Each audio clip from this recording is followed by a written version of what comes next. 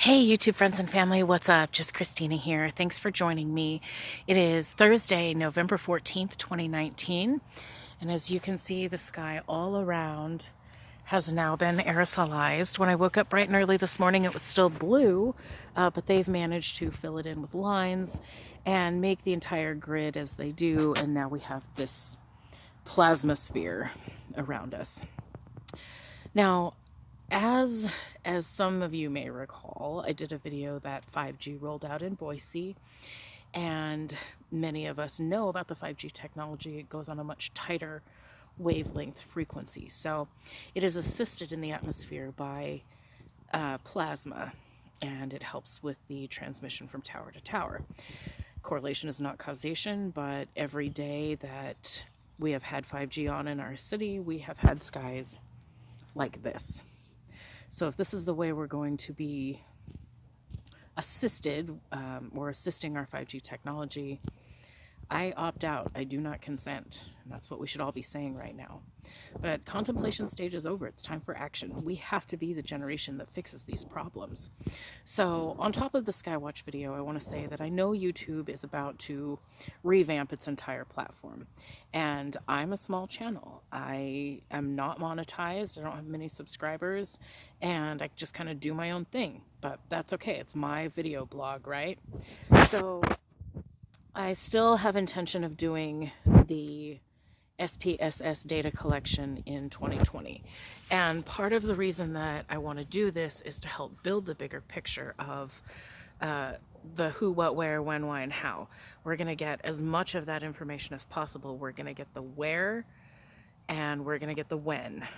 And I think from there we can start using this data as absolute finite data from the power of observation, because the power of observation has a lot of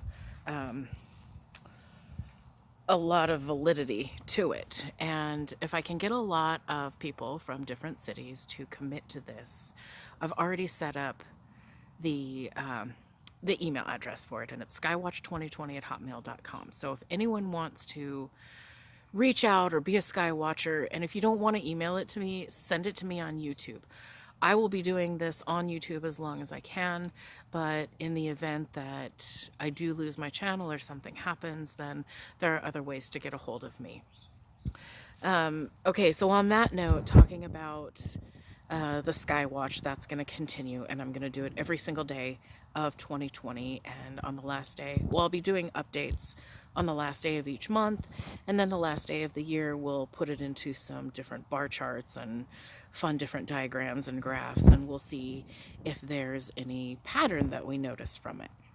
But until we start putting together this collective information, we're never going to see the bigger picture, and we're never going to move forward out of the contemplation stage. We will be in the action stage after it's too late. So the time for action is now, right? The generation is ours. Okay, now I want to talk about Fukushima. You guys know what happened, and obviously many of you are aware that the marine life in the Pacific, even in the Pacific Northwest, is radioactive. The problem is that by 2022, Fukushima speculates that they will not have room to store the wastewater they're currently using to cool these 3 reactors, and they're going to dump this 1 million tons of radioactive wastewater into the ocean. Now, yes, small trace elements of tritium exist in nature, but the problem is we don't know how to separate this radioactive isotope from the hydrogen molecule. So here it sits in this contaminated wastewater, and we really don't have a solution to this problem right now.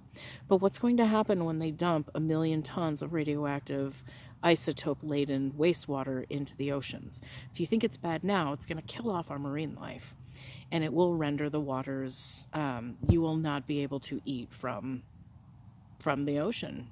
There will be no fish or lobster or anything that comes from the ocean will be contaminated.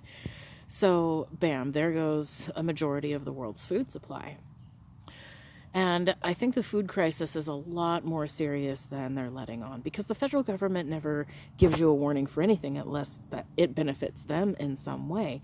They never do anything for you unless it benefits them. They gave you 5G converter boxes because it freed up the airspace for this nonsense for the 5G. And they gave you cash for clunkers because they wanted to get all the old carburetor cars off the road. And I guarantee 99% of the cars out there have electrical brain boxes that are easily influenceable and trackable. So everything has benefit to them in the long run. They're not going to spend money on us unless it has some kind of repercussive benefit in the future. And they're talking about order out of chaos. So through all this chaos right now, they are building the bigger picture.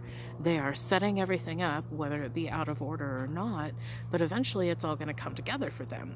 So again, we are the era and the age of action, because it's almost to the tipping point. There's almost no going back from this. So on a final note, I do want to talk about the food shortage and the food supply, because yes, we're aware of what's going on to our marine life right now, and we know about the FDA recalls. We know about E. coli in the hamburger, or the swine flu, or pig Ebola, or whatever, and we are losing those food population as far as the animals and the meat supply, but also the crops, the weather-related phenomena for crop shortages, but also salmonella or any other particular bacteria that's found in these crops where they have major recalls.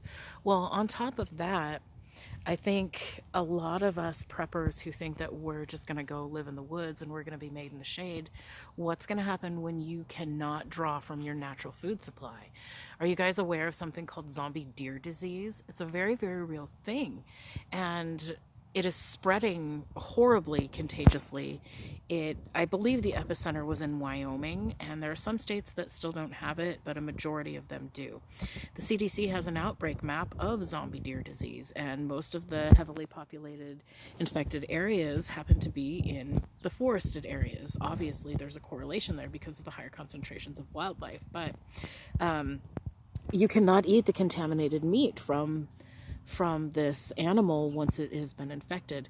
And literally, it's just like a zombie deer where its carcass is rotting. It is rotting in its skin, and it just rots to death. But it's lethargic, and it's really horrible, but it's highly contagious. So I can't really say that much of the food supply that's out there will be edible in an SHTF scenario or kind of situation where you're forced to go out there and fend for yourself.